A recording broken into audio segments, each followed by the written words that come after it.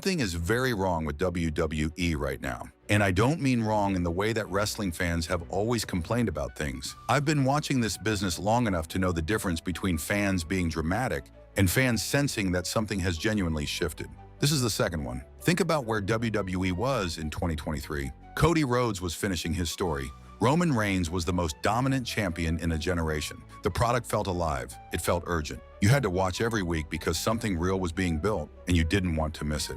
Fast forward to right now, 2 weeks out from WrestleMania, and WWE is scrambling. Ticket sales are down roughly 19% from the same point last year. They've held emergency meetings about it. They've started offering discounts. CM Punk had to go on live television and beg the company to lower prices so families could actually afford to come to the show. Meanwhile, the road to WrestleMania includes a former NFL punter being inserted into the main event championship feud, not because the creative team came up with it, but reportedly because the CEO of TKO thought it would help sell tickets. That's not a rumor. Multiple outlets confirmed it within days. So what happened? How did we get here so fast? The answer is one company, TKO Group Holdings, and more specifically, the man running it. This is the story of how a corporate takeover, disguised as a business upgrade, is quietly strangling the thing that made WWE great in the first place. And it's not the first time the wrestling business has been through this, because we've seen this movie before, and it didn't end well. To understand what TKO is doing to WWE, you have to understand how WWE got into TKO's hands in the first place. For almost 4 decades, WWE was Vince McMahon's company. Love him or hate him, Vince ran that business like a man obsessed. He was the promoter, the creative engine, the salesman, and the villain, sometimes all in the same week. Whatever WWE was, good or bad, it was entirely his vision. Then in 2023, Vince was forced out following a serious legal scandal, and at almost the exact same moment, Endeavor, the massive Hollywood talent agency run by CEO Ari Emanuel, merged WWE with the UFC to form TKO Group Holdings. At first, it actually looked fine. Triple H was installed as Chief Content Officer and Head of Creative, and in those early days, the product genuinely improved. The roster was deep. The storytelling felt patient. Cody versus Roman was appointment television. Business was strong. Fans who had given up on WWE started coming back. But that honeymoon period quietly ended. And the more TKO settled into ownership, the more it started to look less like a wrestling company with a new parent, and more like a corporate brand being optimized for shareholders. The difference matters, because a wrestling company, when it's working, is built on trust. Trust with the audience. Trust that what you're watching means something. Trust that the people booking the show understand the world they're operating in. The moment that trust breaks, the audience notices, every single time. Who is Ari Emanuel, and why does it matter? If you want to understand what's happening inside WWE right now, you need to know one name: Ari Emanuel. Ari Emanuel is the CEO and executive chairman of TKO Group Holdings. Before that, he built Endeavor into one of the most powerful talent agencies in Hollywood. He represents some of the biggest names in entertainment and sports. He's the brother of former Chicago Mayor Rahm Emanuel. He's powerful, well-connected, and by all accounts, very smart about making money. What he is not is a wrestling person, and that's where the problem starts. Because over the past year and a half, it has become increasingly clear that Ari Emanuel is not just passively overseeing from a boardroom. He is actively involving himself in creative decisions. It was Ari Emanuel who personally called Dwayne Johnson and asked him to show up at Elimination Chamber 2025 to boost ticket sales. The Rock said it himself on Pat McAfee's show. It was Ari Emanuel who was behind bringing Travis Scott into WrestleMania 41, inserting a rapper into the climax of John Cena's retirement story. Scott's involvement was supposed to be this massive mainstream moment. Instead, the Wrestling Observer reported a complete falling out between Scott and WWE shortly after. He was removed from the WWE video game. The whole angle just disappeared. Zero resolution. And it was Ari Emanuel, according to multiple confirmed reports, who personally decided that Pat McAfee should be inserted into the Randy Orton versus Cody Rhodes championship feud 2 weeks before WrestleMania 42. Not Triple H, not the creative team, Ari Emanuel. The move was made for, quote, corporate synergy between WWE and ESPN. Corporate synergy. That's what the WrestleMania main event scene is being shaped around right now. This is not a man who understands wrestling. This is a talent agent who sees a property he owns and wants to use his relationships to extract value from it. And in the short term, That logic almost makes sense. Celebrities get coverage. Coverage drives casual eyeballs. Casual eyeballs mean bigger numbers on a quarterly report. The problem is, that's not how wrestling works. Wrestling is a long game. The audience you need isn't the one that watches once because a rapper showed up. It's the one that watches every single week for 30 years. And when you keep sacrificing those people for a quick viral moment, you're not growing. You're borrowing against your future. The storylines they broke. The most frustrating part of this whole situation is not what TKO has done to the business side, it's what it has done to the stories. Because at its core, wrestling is storytelling. That's what separates it from every other form of athletic competition. The matches have stakes, the characters have histories, the storylines build over weeks, sometimes months, and when they land right, the payoff is unlike anything else in entertainment. You can't manufacture that. It takes patience, consistency, and a creative team that trusts its own work. TKO does not have that patience, and the proof is in 3 stories they have managed to damage in the space of about 12 months. Start with John Cena's heel turn at Elimination Chamber 2025. For years, fans had been calling for Cena to turn heel. It was the ultimate what if, the most beloved babyface of a generation going dark in his final run. When it actually happened, when Cena attacked Cody Rhodes and sided with The Rock, the reaction was volcanic. It was one of the best moments in recent WWE history. People couldn't believe it. The internet broke. And then, nothing. The Rock decided he didn't want to be part of the angle. He never showed up at WrestleMania. The story that should have been Cena's villain era, this defining final chapter, got patched up with Travis Scott at the last minute, a celebrity who had no business being anywhere near that moment. The payoff to one of the most exciting heel turns in years was a rapper standing in the ring at WrestleMania. Think about that. That is not a creative failure. That is a structural failure. The creative team presumably had a plan. Ari Emanuel wanted The Rock there regardless of whether it made sense.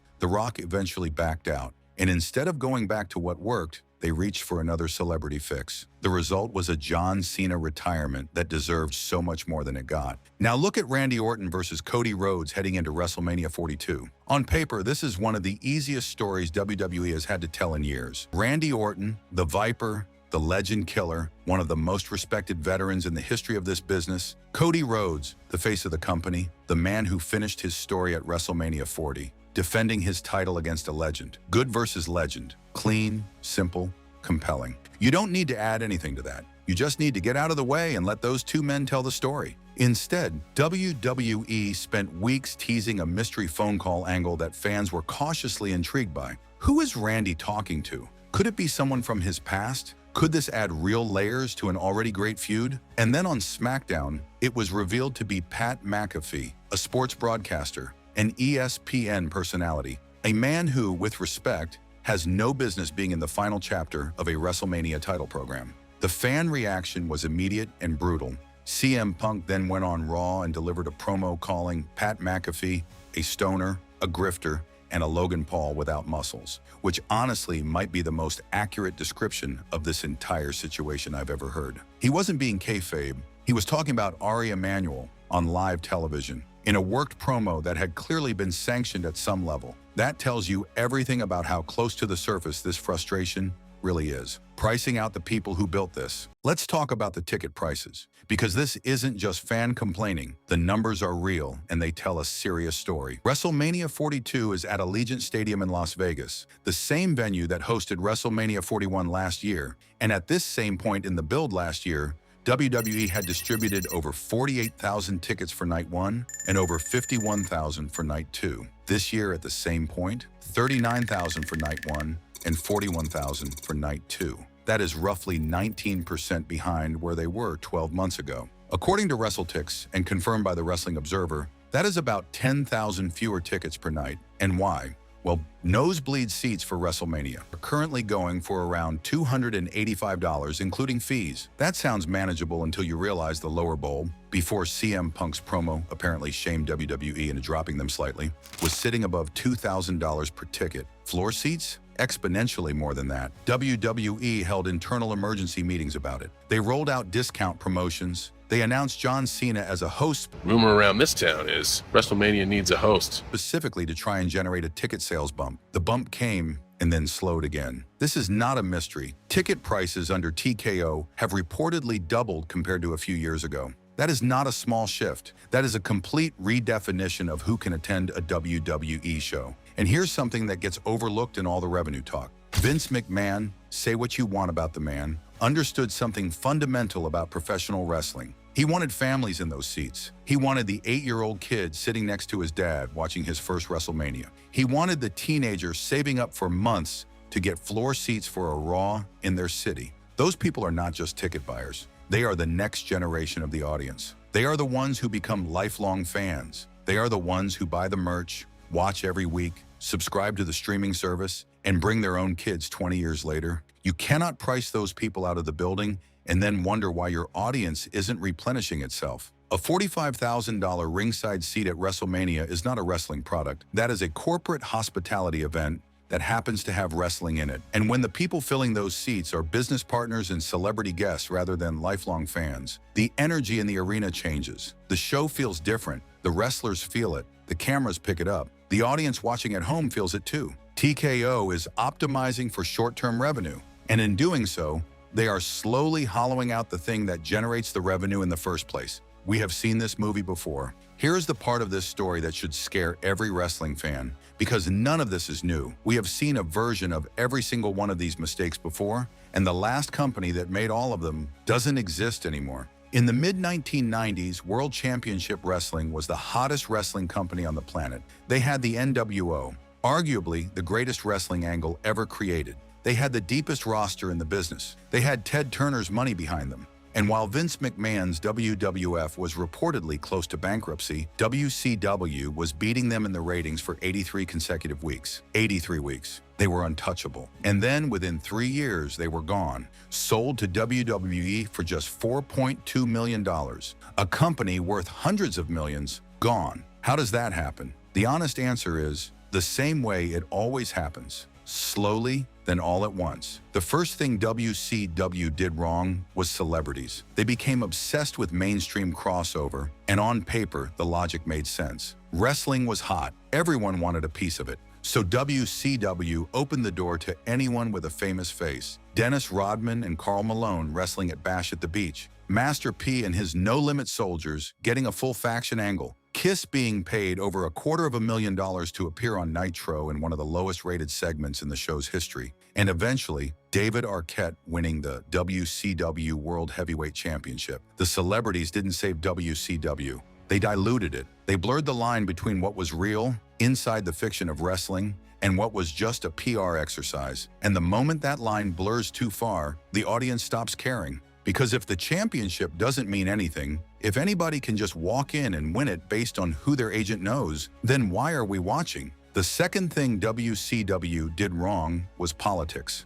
The top of that locker room was run by the veterans. Hulk Hogan had creative control written into his contract. Ric Flair was booking the show while still wrestling on it. The established names at the top of the card protected their spots and made sure the younger generation stayed exactly where the veterans wanted them. Chris Jericho left. Eddie Guerrero left. Rey Mysterio was underutilized for years. The future kept getting pushed aside to make room for the past. And the third thing WCW did wrong, the one that really finished them, was losing their identity. In the final years under Vince Russo, storylines started and vanished with no explanation. Title changes happened on random episodes of Thunder. The shows had no consistent tone. One week it was cruiserweights, the next week it was a hardcore angle, the next week there was a celebrity promo that went nowhere. The audience had no idea what the show was supposed to be. And when an audience can't build expectations, when there's nothing to look forward to, they stop showing up. Now, look at WWE in 2025 and 2026. Celebrity involvement being inserted into championship stories, not because it serves the narrative, but because someone at the top of the corporate structure has a personal relationship with the celebrity's team. A locker room where tensions between top talent and management are increasingly visible, where TKO's influence is creating friction that sometimes bleeds onto live television, and a product that shifts direction week to week. Big moments generated with no follow-through, stories dropped without resolution, the audience never quite sure what the show wants to be. The parallels are uncomfortable. They are not identical. WWE in 2026 is not WCW in 1999. WWE is too big, too global, and too structurally sound to collapse the same way. but the early symptoms are the same. And in the wrestling business, early symptoms that go unaddressed have a way of becoming late-stage problems faster than anyone expects. Mike Tyson at WrestleMania 14 worked. It made Stone Cold Steve Austin's coronation feel like a real event, not just a wrestling match. Tyson's presence was earned, it served the story, and it respected the audience's intelligence. There is a version of celebrity involvement that works. What TKO is doing is not that version. They're not using celebrities to serve the story. They are inserting celebrities because their CEO thinks it will sell tickets. And as the ticket sales themselves are now proving, it doesn't even work on its own terms. The real issue here, underneath all the celebrity bookings and the ticket prices and the backstage politics, is greed. Greed in the way that any publicly traded company eventually starts to behave when its core product is treated as a financial instrument rather than an art form. TKO is not trying to destroy wrestling. They genuinely believe they are building it. They see global expansion, massive media deals, Saudi Arabia hosting WrestleMania for potentially $250 million.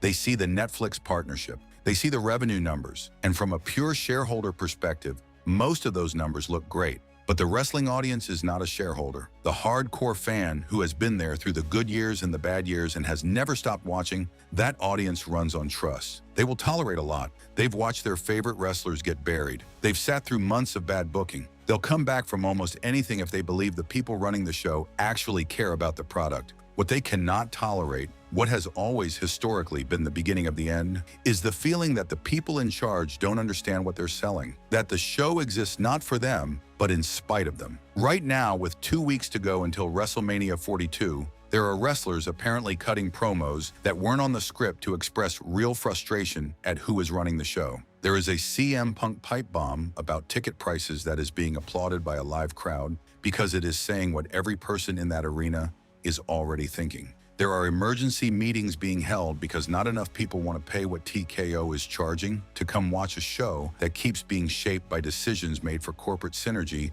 rather than creative merit. That is a company that is in conversation with itself about whether it trusts its own product, and that conversation never ends well. WCW didn't die because it ran out of talent or money or ideas. WCW died because the people running it stopped trusting the thing that made it great. They stopped innovating and started imitating. They stopped leading and started chasing. And once a wrestling company starts chasing instead of leading, once it starts making decisions based on what looks good in a press release rather than what makes fans want to watch it next week, WWE is not there yet. The talent on that roster is extraordinary. CM Punk and Roman Reigns at WrestleMania should be a genuine main event. Cody Rhodes is still compelling when the booking respects him. There are stars at every level of that card who could carry this company for the next decade if they were given the space to do it. But the window to course correct is not open forever. Every bad WrestleMania build makes the next one harder to sell. Every celebrity insertion that bombs makes the next one more embarrassing. Every family that gets priced out of a live event is a family that may not come back. Look,